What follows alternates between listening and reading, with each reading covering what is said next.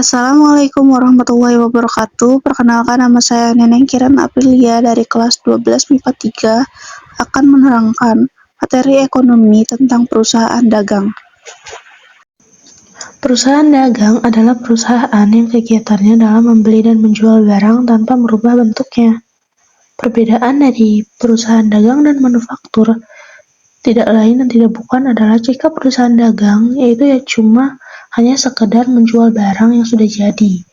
Sedangkan perusahaan manufaktur adalah mengolah barang mentah menjadi barang setengah jadi, kemudian diolah lagi untuk menjadi barang jadi sehingga bisa digunakan oleh konsumen. Ciri-ciri perusahaan dagang yang pertama adalah kegiatan utamanya adalah jual beli barang, yang kedua pendapatan utama perusahaan dagang adalah dari penjualan barang, yang ketiga biaya utama dari perusahaan dagang adalah harga pokok membeli barang dan biaya lainnya. Yang keempat, dalam akuntansi perusahaan dagang terdapat akun persediaan barang dagang. Yang kelima, perusahaan dagang jadi peran produsen dan konsumen. Yang keenam, perusahaan dagang bentuk yang dijual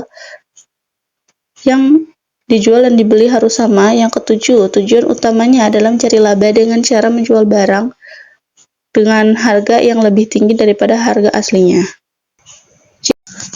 Dilanjut dengan jenis-jenis akun dari perusahaan dagang. Yang pertama, akun utang dagang. Yang kedua, akun piutang dagang. Yang ketiga, akun penjualan. Yang keempat, akun return penjualan. Yang kelima, akun potongan penjualan. Yang keenam, akun beban angkut penjualan. Yang ketujuh, akun pembelian.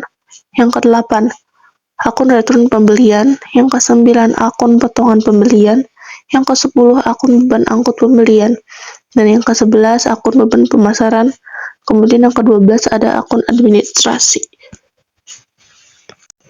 Perbedaan perusahaan dagang dan perusahaan jasa. Perusahaan dagang adalah perusahaan yang hanya menjual barang, sedangkan perusahaan jasa adalah perusahaan yang menjual jasa tanpa menjual barang atau biasa disebut melakukan pelayanan. Contoh perusahaan dagang adalah Alfamart, Indomaret, dan toko serba lainnya.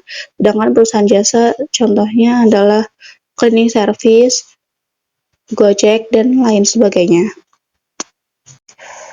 Lalu syarat penyerahan dagang yang berlaku untuk jual beli yang sangat banyak hingga membutuhkan akomodasi dan gudang. Yang pertama ada franko gudang pembeli, yang kedua ada franko gudang penjual, yang ketiga free on board shipping point, yang keempat free on board destination point, dan yang kelima ada cost insurance and freight.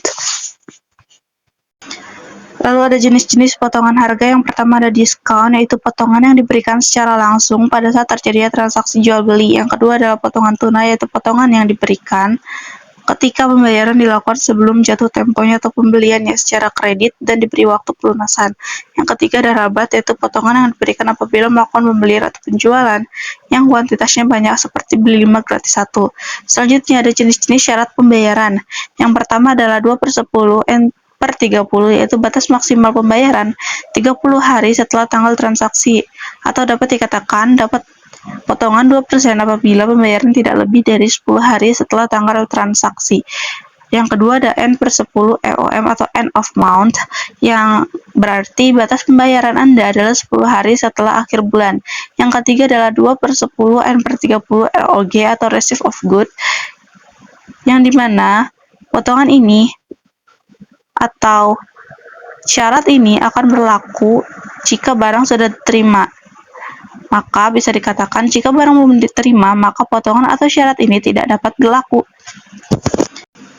Kemudian bukti-bukti transaksi dalam perusahaan dagang. Yang pertama adalah bukti kas masuk, yang kedua bukti kas keluar, yang ketiga adalah memo pencatatan antar bagian perusahaan yang hanya berlaku di dalam perusahaan.